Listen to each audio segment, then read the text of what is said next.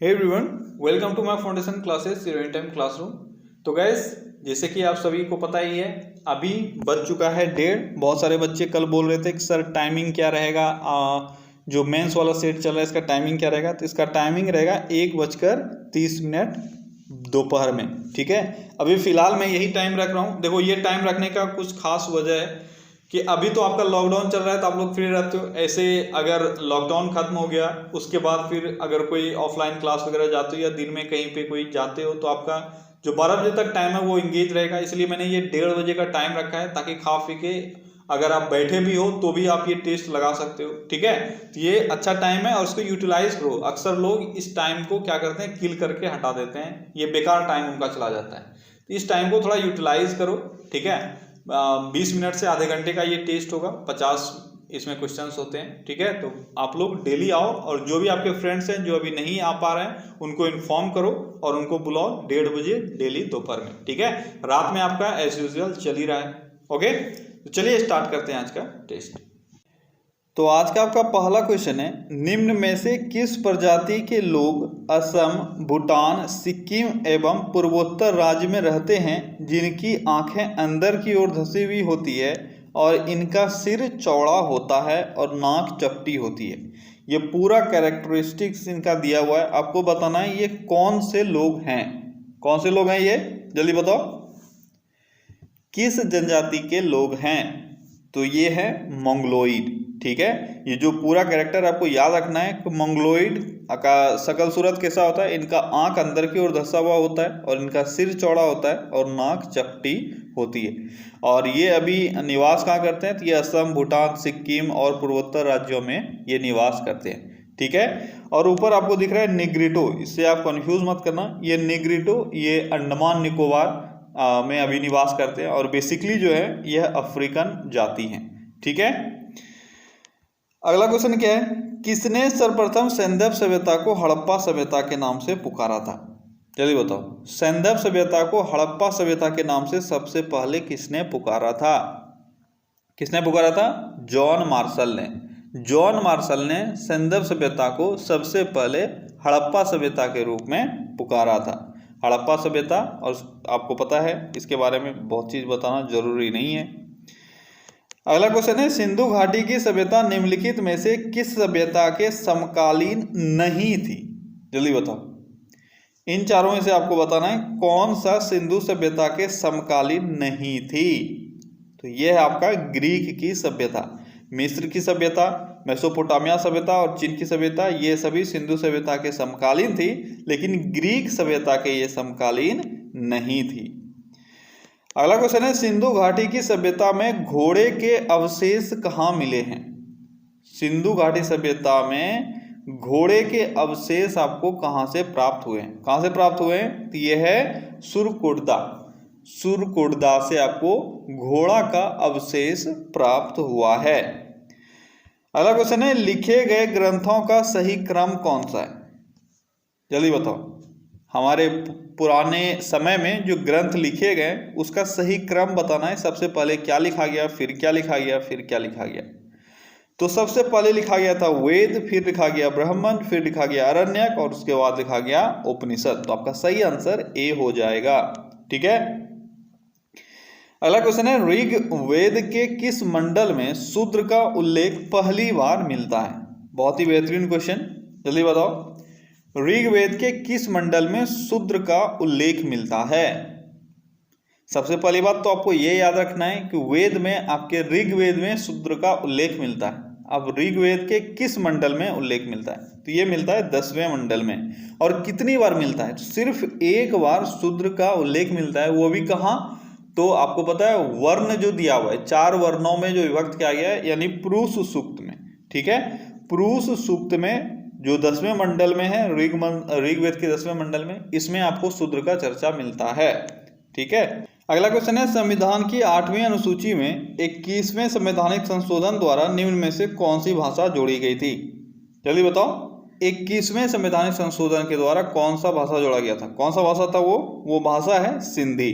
ठीक है, देखो आज मैं बहुत इंपॉर्टेंट चीज यहाँ पे बता रहा हूँ, 3 संशोधन हैं जो भाषा के जोड़ने से संबंधित है, आपको वो अच्छे से याद रखना है। वो कौन कौन सा है? वो है 21वां संवैधानिक संशोधन, 71वां संवैधानिक संशोधन और 92वां संवैधानिक संशोधन। ये 3 संवैधानिक संशोधन है जिसके तहत जो भाषा था 8वीं अनुसूची में उसको 14 से 22 कर दिया गया। ठीक है, तो 21वां संवैधानिक संशोधन कब हुआ? 1967 में। 71वां संवैधानिक संशोधन कब हुआ? 1992 में। और 92वां संवैधानिक संशोधन कब हुआ? 2003-4 में। ठीक है, तो ये तीनों संवैधानिक संशोधन कब हुआ ये भी आपके लिए इंपॉर्टेंट है, और कौन सा है ये भी आपके लिए इंपॉर्टेंट है। अब है कि 21वां संवैधानिक संशोधन जो 1967 में हुआ, इसके तहत कितना भाषा जोड़ा गया? तो एक भाषा जोड़ा गया, और वही एक भाषा है सिंधी। ठीक है, ये क्लियर हो गया। अब है 71वां संवैधानिक संशोधन के तहत कितना भाषा जोड़ा गया? 71वां संवैधानिक संशोधन जो 1992 हुआ, इसके तहत 3 भाषा जोड़ा गया, और 3 भाषा कौन कौन सा है? कोंकणी, मणिपुरी और नेपाली। कोंकणी, मणिपुरी और नेपाली, तो अलग अलग आपको पूछा जाता है, कोंकणी कब जोड़ा गया, मणिपुरी कब जोड़ा गया, नेपाली कब जोड़ा गया। ये सब एक साथ जोड़ा गया था 1992 में 71वां संवैधानिक संशोधन के तहत। अब है 2003 में 92वां संवैधानिक संशोधन के तहत कौन सा भाषा जोड़ा गया? तो 4 भाषा इसके तहत जोड़ा गया था, और वो भाषा है बोडो, डोगरी, संथाली और मैथिली। कौन कौन सा? बोडो, डोगरी, संथाली और मैथिली। कब जोड़ा गया? वो 2003-4 में। और किस संवैधानिक संशोधन के तहत? 92वां संवैधानिक संशोधन के तहत। ये सारे चीजें आपको अच्छे से याद रखना है, अगर आप भूलोगे तो फिर मैं हथौड़ा मार के हड्डी तोड़ दूंगा। अगला क्वेश्चन है, संविधान के किस अनुच्छेद के अंतर्गत हिंदी को राजभाषा के रूप में दर्जा प्रदान किया गया है? हिंदी को राजभाषा के रूप में दर्जा किस संवैधानिक अनुच्छेद में दर्जा प्राप्त हुआ है? तो यह है अनुच्छेद 341(1). कौन सा है? अनुच्छेद 341(1). ठीक है, अगला क्वेश्चन क्या है? अगला क्वेश्चन है, 1955 में गठित राजभाषा आयोग के प्रथम अध्यक्ष कौन थे? राजभाषा आयोग के प्रथम अध्यक्ष, बहुत अच्छा क्वेश्चन है। यहाँ पे आप सब गलती कर जाते हो, क्योंकि जैसे ही आपका जो भाषा है वो आता है तो आप फजल अली खोजने लगते हो, वो अलग है, ये राजभाषा आयोग है। ठीक है, और इसके अध्यक्ष थे बीजी खेर। कौन थे? बीजी खेर, और वो है भाषाई आधार पे राज्य पुनर्गठन आयोग, और वो अलग है। अगला क्वेश्चन है, एक जीन एक एंजाइम सिद्धांत किसने प्रतिपादित किया था? एक जीन एक एंजाइम सिद्धांत किसके द्वारा दिया गया था? किसके द्वारा? तो बिडल और टैटम के द्वारा ये सिद्धांत दिया गया था, एक जीन एक एंजाइम का। अगला क्वेश्चन है, एक श्वेत वर्ण स्त्री एक काले पुरुष से विवाह करती है, उनके 4 बच्चे होते, 2 लड़के और 2 लड़कियां, किस समानुपात में ये बच्चे काले होंगे? बहुत ही अच्छा क्वेश्चन है। बच्चे के काले होने के चांसेस क्या है? क्या 100% बच्चे काले होंगे, 50% बच्चे काले होंगे, 25% बच्चे काले होंगे, या इनमें से कोई नहीं? तो आपका सही आंसर है इनमें से कोई नहीं, क्योंकि रंग जो है वो मेलानिन पे डिपेंड करता है, और ये जरूर है पेरेंट्स से वो मेलानिन का जो जीन है वो आता है। ठीक है, लेकिन कितना आएगा, क्या आएगा, कैसे आएगा, ये कोई नहीं जानता है। इस कारण से कितना बच्चा गोरा होगा, कितना बच्चा सफ़ेद होगा, यानी गोरा होगा, कितना बच्चा काला होगा, इसको डिसाइड कोई नहीं कर सकता है। ये ओवरऑल एक रैंडम केस है, और जो होना होगा वो होगा। ठीक है, अगला क्वेश्चन क्या है? अगला क्वेश्चन है, इनमें से कौन सा कोशिकांग श्वसन क्रिया से संबंधित है? श्वसन क्रिया से संबंधित कोशिकांग कौन सा है? आसान सा क्वेश्चन है, यह है माइटोकॉन्ड्रिया, जो रेस्पिरेशन से संबंधित है, इसको power house of the cell भी कहते हैं। अगला क्वेश्चन है, चमड़ा निकाला जाता है, चमड़ा जो एक्सट्रैक्ट किया जाता है वो कहाँ से किया जाता है? ये कहाँ से किया जाता है? ये सिर्फ चर्म से किया जाता है। ठीक है, आपको कंफ्यूजन हो सकता है चर्म और अधिचर्म दोनों में, तो ये गलत है, सिर्फ चर्म से जो चमड़ा है वो एक्सट्रैक्ट किया जाता है। अगर चर्म का बात करें तो ये होता क्या है? देखो, स्किन में 2 लेयर होते हैं, एक आउटर लेयर और एक इनर लेयर। ठीक है, तो आउटर लेयर को कहा जाता है एपिडर्मिस या अधिचर्म, बाहरी लेयर को, और इसके अंदर जो लेयर होता है उसको कहा जाता है डर्मिस या चर्म। तो यही चर्म है जिससे चमड़ा प्राप्त होता है। अगला क्वेश्चन है, वयस्कों में श्वेत रुधिर कोशिकाओं तथा लाल रुधिर कोशिकाओं का औसत अनुपात क्या है? WBC और RBC का जो औसत अनुपात है वो कितना होता है? तो आपका सही आंसर सी होगा 1:700।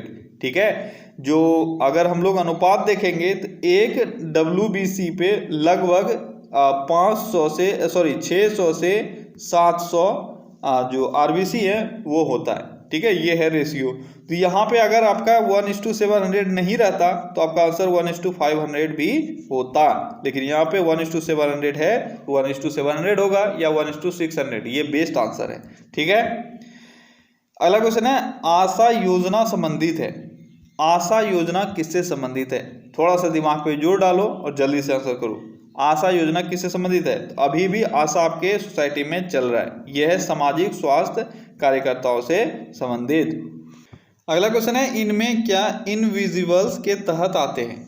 इकोनॉमिक्स में इनविजिबल्स के तहत इनमें से कौन सा आता है? अच्छा क्वेश्चन है, आपको ये कॉन्सेप्ट पता रहना चाहिए। ठीक है, तो इकोनॉमिक्स में जब हम लोग इनविजिबल्स का बात करते हैं तो इनविजिबल्स के तहत वो सभी सेवाएं आते हैं या वो सभी सेवाओं से अर्जित लाभ आता है जिसका कोई भी टेंजिबल सोर्स ना हो। ठीक है, और इसके बाद और क्या है? अप्रवासी भारतीयों द्वारा भेजी गई राशि, यानी जो ओवरसीज में रह रहे हैं वो लोग जो पैसा भेजते हैं या वो सर्विस से हम लोग जो पैसा इकट्ठा करते हैं जिसका कोई टेंजिबल सोर्स नहीं हो, तो इन सभी चीज को हम लोग इनविजिबल्स बोलते हैं। ठीक है, बैलेंस ऑफ पेमेंट में इसका बहुत बड़ा रोल रहता है। अगला क्वेश्चन है धरातल का कितना प्रतिशत अवसादी चट्टानों से आच्छादित है? ये भी एक बहुत ही अच्छा क्वेश्चन है, जल्दी बताओ। धरातल का कितना प्रतिशत अवसादी चट्टानों से आच्छादित है? तो देखो, धरातल का अगर हम लोग बात करेंगे तो लगभग 75% क्षेत्र जो है वह अवसादी चट्टानों से आच्छादित है। लेकिन यहाँ पे क्वेश्चन आपसे दो तरह से पूछा जा सकता है। अगर हम लोग सेडिमेंट्री रॉक का बात करें, अवसादी चट्टानों का बात करें, तो जितना चट्टान है उसका मात्र 5% ही ये बनाता है। कितना? 5%। बहुत ही बारीकी से इसको समझ लेना। जितना अर्थ क्रस्ट में जितना चट्टान है उसका मात्र 5% योगदान जो है वह अवसादी चट्टानों के द्वारा दिया जाता है, और रेस्ट जो 95% है वो या तो इग्नियस रॉक है या मेटामॉर्फिक रॉक है। लेकिन अगर फैलाव का बात करें, यानी सरफेस पे कितना फैला हुआ है, तो लगभग 75% भागों पर यही फैला हुआ है, अवसादी चट्टान ही फैला हुआ है। ठीक है, ये दोनों चीजें आपको बहुत ही बारीकी से याद रखना है। अगला क्वेश्चन है बिहार में 1857 की क्रांति के नेता कुंवर सिंह का देहांत कब हुआ? आपको ये पता है 1857 के क्रांति के बिहार के नेता जो जगदीशपुर से थे वो थे नेता कुंवर सिंह। अब आपको बताना है कि इनका देहांत कब हुआ था। कब हुआ था? यह हुआ था 26 अप्रैल 1858 को। ठीक है, अगला क्वेश्चन है किस काल में बिहार की राजनीतिक शक्ति, शैक्षिक व सांस्कृतिक गरिमा खंडित हुई थी? आसान सा क्वेश्चन है, मैंने पहले बताया हुआ है। किस काल में? तो यह है मध्यकाल में। ठीक है, मध्यकालीन बिहार जो है उसका स्टोरी कुछ अच्छा नहीं है, और इस वक्त आपका जो भी यहाँ के जो प्रॉस्पेरिटी है उसका जो हनन हुआ वो इसी टाइम में हुआ था। ठीक है, अगला क्वेश्चन है नालंदा विश्वविद्यालय का वैभव किसके हाथों नष्ट हुआ? नालंदा विश्वविद्यालय का वैभव किसके हाथों नष्ट हुआ था? ये हुआ था बख्तियार खिलजी के हाथों। ठीक है, बख्तियार खिलजी जो एक तुर्की आक्रमणकारी था, इसने 1193 ईस्वी में नालंदा यूनिवर्सिटी पर अटैक किया था। अगला क्वेश्चन है बहुअंडपी व्युतांडपी जयांगिता, हिंदी में बहुत डिफिकल्ट है, इंग्लिश में आप याद रखो। मल्टी कैपिलरी एपोकार्पस जैनोसियस या जैनोसियम से किस किस्म का फल प्राप्त होता है? मल्टी कैपिलरी एपोकार्पस जैनोसियस से किस प्रकार का फल प्राप्त होता है? किस प्रकार का होता है? गुच्छेदार फल प्राप्त होता है या एग्रीगेटेड फ्रूट इसको बोलते हैं। ठीक है, यहाँ पे एक कैपिलरी नहीं है, मल्टी कार्पस ये होता है, और इसके कारण से क्या होता है कि आपका जो फल है वह गुच्छे में आपको मिलता है। ठीक है, अगला क्वेश्चन है किस देश में अंतर्राष्ट्रीय पर्यटन की संख्या सबसे अधिक है? अंतर्राष्ट्रीय पर्यटन की संख्या सबसे अधिक किस देश में है? ये देश है फ्रांस। फ्रांस में सबसे अधिक अंतर्राष्ट्रीय पर्यटनों की संख्या है। सेकंड स्थान पे कौन आता है? सेकंड स्थान पे आता है स्पेन, और यूएसए आता है थर्ड स्थान पे। ठीक है, अगला क्वेश्चन है शब्द ब्लड मून का उपयोग डैश को संदर्भित करने के लिए किया जाता है? ब्लड मून ब्लड मून का उपयोग किसको संदर्भित करने के लिए किया जाता है? तो यह है चंद्रग्रहण, जिसके लिए ब्लड मून का उपयोग किया जाता है। अगला क्वेश्चन है, ब्रिटिश ईस्ट इंडिया कंपनी ने डैश में पुर्तगालियों को हराया था। कहाँ पुर्तगालियों को हराया था, किस युद्ध में हराया था, ये आपको बताना है। तो ब्रिटिश ईस्ट इंडिया कंपनी ने सुवाली का जो युद्ध हुआ था उसमें पुर्तगालियों को हराया गया था। ठीक है, ये सुवाली का युद्ध 1612 ईस्वी में हुआ था और ये सुवाली सूरत के पास है। ठीक है, और वहाँ पर ब्रिटिश के द्वारा पुर्तगालियों को हराया गया था। अगला क्वेश्चन है, दी गई घटनाओं को उनके कालानुक्रम अनुसार आपको लगाना है। जल्दी से बताओ ये घटना कौन सा, कब हुआ, कैसे हुआ। पहला है सिपाही विद्रोह, दूसरा है वास्को डिगामा भारत पहुंचा, तीसरा है बाबर द्वारा मुगल साम्राज्य की शुरुआत। बहुत ही आसान सा क्वेश्चन है, जल्दी से आंसर करो।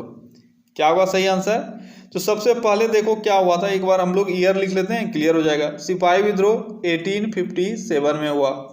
वास्को डिगामा 1498 यानी 1498 में भारत पहुंचा और बाबर द्वारा मुगल साम्राज्य की शुरुआत 1526 ईस्वी में की गई। तो सबसे पहले क्या होगा, सबसे पहले होगा 2, फिर होगा 3, फिर होगा 1। तो आपका सही आंसर है सी। ठीक है, अगला क्वेश्चन है, किस भारतीय राज्य ने सरकारी कर्मचारियों के माता पिता की सुरक्षा के लिए प्रणाम आयोग की शुरुआत की है?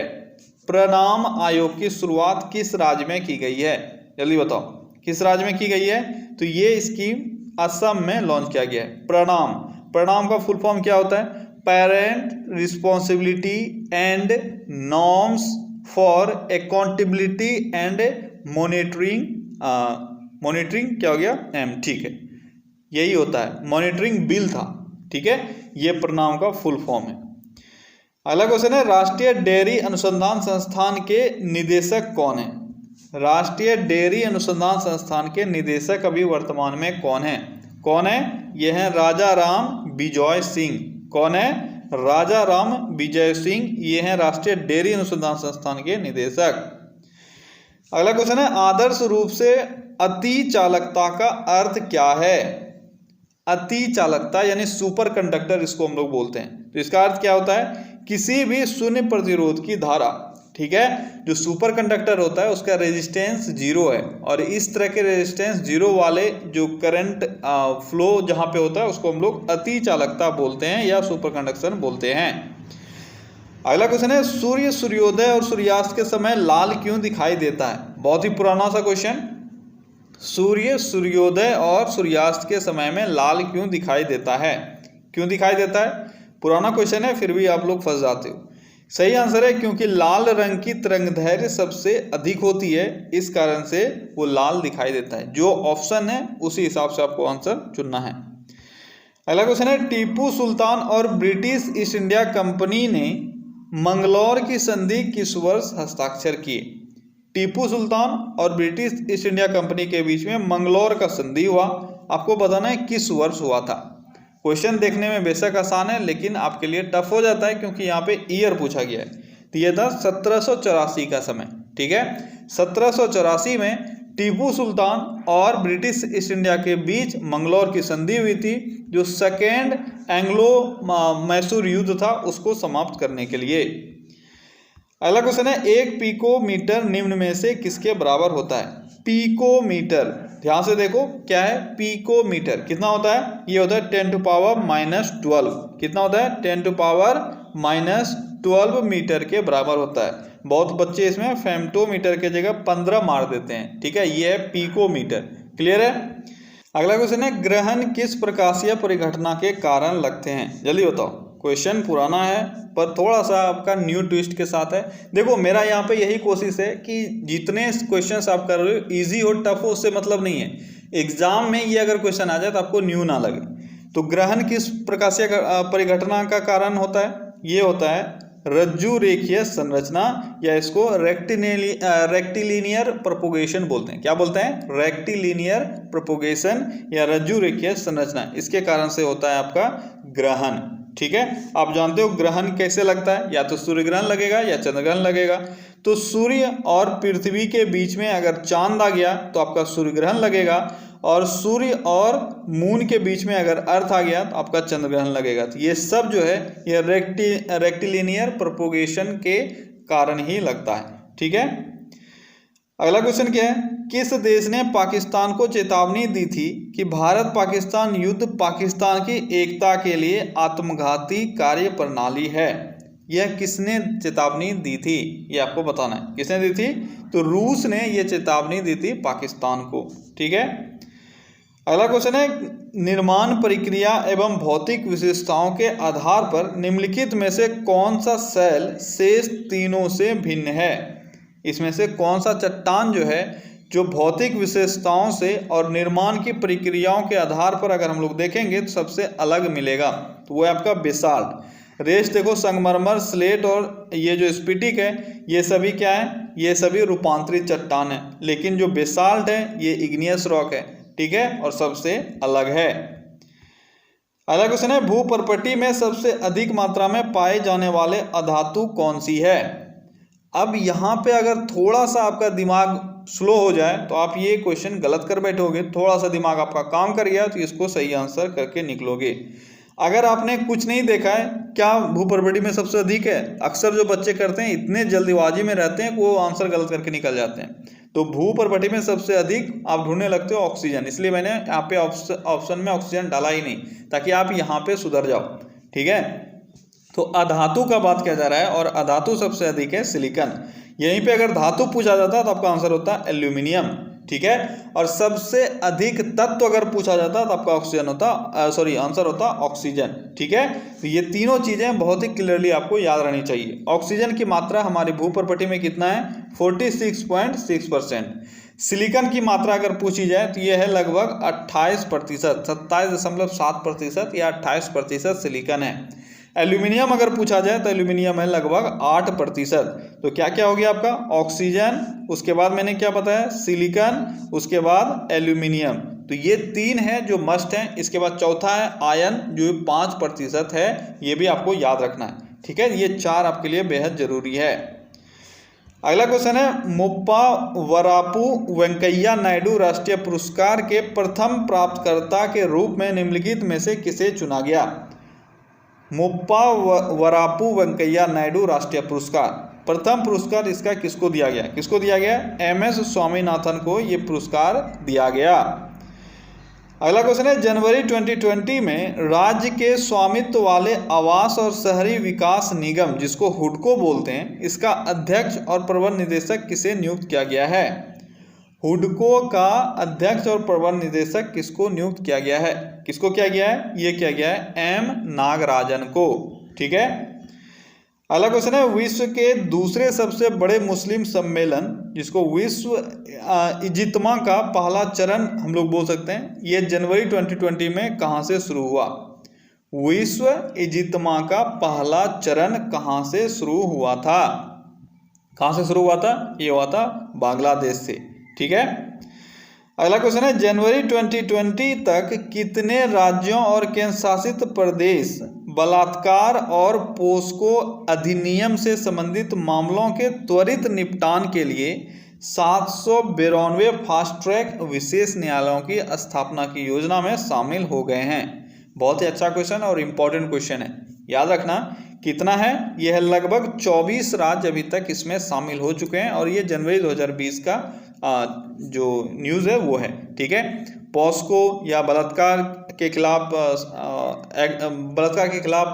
कुछ कार्रवाई करना हो, ठीक है, तो इन सभी चीज़ों को मद्देनजर रखते हुए फास्ट ट्रैक कोर्ट की स्थापना की गई है, और लगभग 792 फास्ट ट्रैक कोर्ट की स्थापना की गई है, और इसके तहत लगभग 24 राज्य जुड़ चुके हैं। अगला क्वेश्चन है, केंद्रीय मंत्रिमंडल ने भारतीय रेलवे में ऊर्जा आत्मनिर्भरता को सक्षम करने के लिए किस देश के अंतर्राष्ट्रीय विकास विभाग के साथ एक समझौता ज्ञापन पर हस्ताक्षर किए हैं? जल्दी बताओ। केंद्रीय मंत्री ने किसी एक देश के जो अंतर्राष्ट्रीय विकास विभाग है उसके साथ समझौता किया है, ताकि हमारा रेलवे डिपार्टमेंट जो है वह ऊर्जा में आत्मनिर्भर हो सके। तो ये देश है UK, ठीक है। अगला क्वेश्चन है, पेड्रो साnchez को किस देश के प्रधानमंत्री के रूप में अनुमोदित किया गया? पेड्रो साnchez, देखो करंट अफेयर्स में आप ये सब पढ़ रहे हो और करंट अफेयर्स आपके लिए बेहद इंपॉर्टेंट है। सुबह सुबह ये सब आपको कराया जा रहा है, जितना भी राष्ट्रपति है, प्रधानमंत्री है, वहाँ के जो पार्लियामेंट को क्या कहा जाता है, वहाँ का कैपिटल क्या है, ये सब आपका होते जा रहा है और बहुत अच्छे से इसको कर लो, नहीं तो एग्जाम में 1 से 2 नंबर आप खो दोगे। तो पेड्रो साnchez यह स्पेन के नए प्रधानमंत्री नियुक्त हुए हैं। कहाँ के हुए हैं? स्पेन के, ठीक है। और स्पेन का कैपिटल कहाँ है? स्पेन का कैपिटल है मैड्रिड, ठीक है। वहाँ के प्रेसिडेंट का अगर बात करें तो प्रेसिडेंट का नाम है पिलर लोब। क्या नाम है? पिलर लोब, ठीक है। और वहाँ के अगर पार्लियामेंट का बात किया जाए, स्पेन के पार्लियामेंट का बात किया जाए तो इसको कहा जाता है कोर्टेस जनरलिस। क्या कहा जाता है? कोर्टेस जनरलिस या कोर्टेस जनरल्स, ठीक है। वहाँ का करेंसी क्या है? वहाँ का करेंसी है यूरो। ये सारी चीज़ें आपको क्लियर रखना है। अगला क्वेश्चन है, डेनियल डी रॉसी निम्नलिखित में से किस खेल से संबंधित हैं? डेनियल डी रॉसी किस खेल से संबंधित हैं? किस खेल से संबंधित हैं? ये फुटबॉल से संबंधित है। अगला क्वेश्चन है, जनवरी 2020 में कैबिनेट ने निम्नलिखित में से किस विश्वविद्यालय में आयुर्वेदिक संस्थाओं के एक समूह को राष्ट्रीय महत्व के संस्थान का दर्जा देने को मंजूरी दी है? बहुत ही अच्छा क्वेश्चन, जल्दी बताओ। कैबिनेट ने जनवरी 2020 में किसी एक विश्वविद्यालय में आयुर्वेदिक संस्थानों के एक समूह को राष्ट्रीय महत्व के संस्थान का दर्जा देने का प्रस्ताव पारित किया है। वो है गुजरात आयुर्वेद विश्वविद्यालय, ठीक है। अगला क्वेश्चन है, भारतीय नौसेना का पहला महानौसेना कनेक्ट 2020, जिसको त्रिआयामी अभियान भी कहा जाता है, इसका शुरुआत कहाँ से हुआ? कहाँ हुआ था इसका शुरुआत? जल्दी बताओ। तो इसका शुरुआत हुआ था मुंबई में, ठीक है। अगला क्वेश्चन है, निम्नलिखित में से कौन 2020 को गतिशीलता के वर्ष के रूप में मनाएगा? गतिशीलता के वर्ष के रूप में 2020 को कौन मनाएगा? कौन मनाएगा? केंद्रीय औद्योगिक सुरक्षा बल ये 2020 को गतिशीलता के वर्ष के रूप में मनाएगा। अगला क्वेश्चन है, हाल ही में प्रख्यात ओडिशा नृत्यांगना मिनती मिश्रा का निधन हो गया। उन्हें किस वर्ष के लिए ओडिशा संगीत नाटक अकादमी पुरस्कार मिला था? कौन है ये? है मिनती मिश्रा। आपसे डायरेक्ट पूछा जा सकता है मिनती मिश्रा किस फील्ड से हैं? तो ये एक नृत्यांगना है और ये ओडिशा नृत्य करती थी। इनको किस वर्ष ओडिशा संगीत नाटक अकादमी पुरस्कार से नवाजा गया था? वो है 1975 और इनका हाल ही में अभी निधन हुआ है। अगला क्वेश्चन है, निम्नलिखित में से किस शहर ने समुद्री पारिस्थितिकी तंत्र मेकोस 3 पर वैश्विक बैठक की मेजबानी की? ठीक है, किस शहर ने की थी? जल्दी बताओ। इंपॉर्टेंट क्वेश्चन है, बहुत ही अच्छा क्वेश्चन है। मेकोस 3 पर वैश्विक बैठक की मेजबानी किस शहर के द्वारा 2020 में की गई थी? इसका आयोजन जनवरी 2020 में हुआ था। तो कहाँ किया गया था? ये किया गया था कोची में। ठीक है, ये मेकोस 3 जो है, मेकोस का फुल फॉर्म आपके लिए इंपॉर्टेंट है। मेकोस का फुल फॉर्म क्या होता है? Marine ecosystem challenges and opportunities. ठीक है, मेकोस का फुल फॉर्म क्या हो गया? Marine ecosystem challenges and opportunities. तो ये है मेकोस 3। ठीक है, और इसका आयोजन कहाँ हुआ? कोची में। अगला क्वेश्चन है, जनवरी 2020 में बगदाद अंतर्राष्ट्रीय हवाई अड्डे पर अमेरिकी राष्ट्रपति डोनाल्ड ट्रंप द्वारा आदेशित हवाई हमले में निम्नलिखित में से कौन मारा गया या मारे गए? कौन मारा गया? जल्दी बताओ। बहुत ही चर्चा में रहा था और एग्जाम में 100% क्वेश्चन यहाँ से बनेगा। तो ये देखो, कासिम सुलेमानी का नाम आप जान रहे हो। ठीक है, लेकिन सिर्फ यही नहीं मरा था, इसके साथ एक और शख्स मरा था, वो है अबू महदी अल मुहांडिस। ठीक है, तो कासिम सुलेमानी और अबू महदी अल मुहांडिस, इन दोनों की मौत हुई थी जो हवाई हमला अमेरिका के द्वारा करवाया गया था। ठीक है, तो आपका सही आंसर हो जाएगा डी। अगला क्वेश्चन है, केंद्रीय गृह मंत्री अमित शाह ने कहाँ national fire service college NFSC national fire service college के नए परिसर को समर्पित किया है? तो किस शहर में NFSC का नया परिसर बनाया जा रहा है? तो वो शहर है नागपुर। ठीक है, अगला क्वेश्चन है, भारतीय वायुसेना के कितने वायु अधिकारियों की पहचान भारत के पहले मानवयुक्त मिशन गगनयान के लिए की गई है?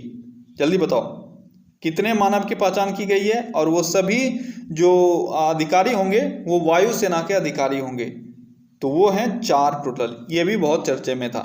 ठीक है, तो वायुसेना 4 वायुसेना अधिकारी को इसरो का जो मानव युक्त मिशन है गगनयान उसके लिए चुना गया है। ठीक है, तो क्या गाइस, तो ये था आज का टॉप 50 क्वेश्चन। ठीक है, आपने जरूर कुछ सीखा होगा और आप इसी तरह से सीखते रहो। मेरा उद्देश्य यही है कि जो भी क्वेश्चन आपके इजी हो या टफ हो, कोई सेट आपका टफ भी हो सकता है, कोई सेट इजी भी हो सकता है, एग्जाम को आप प्रेडिक्ट नहीं कर सकते हो, इसलिए आप हमेशा वर्स्ट के लिए तैयार रहो। उसमें आपको इजी भी मिल सकता है, टफ भी मिल सकता है। ठीक है, तो आपको सेम फीलिंग एग्जाम वाला यहाँ भी लेना है और आपको बिना सोचे कि क्या होगा, आज टफ होगा इजी होगा, आपको ये नहीं सोचना है, बस आपको टेस्ट लगाना है। ये 50 क्वेश्चंस आपके आने वाले भविष्य के लिए बहुत इंपॉर्टेंट है। ठीक है, चलिए कल फिर से मिलते हैं अगले सेशन में। Till then take care, bye bye.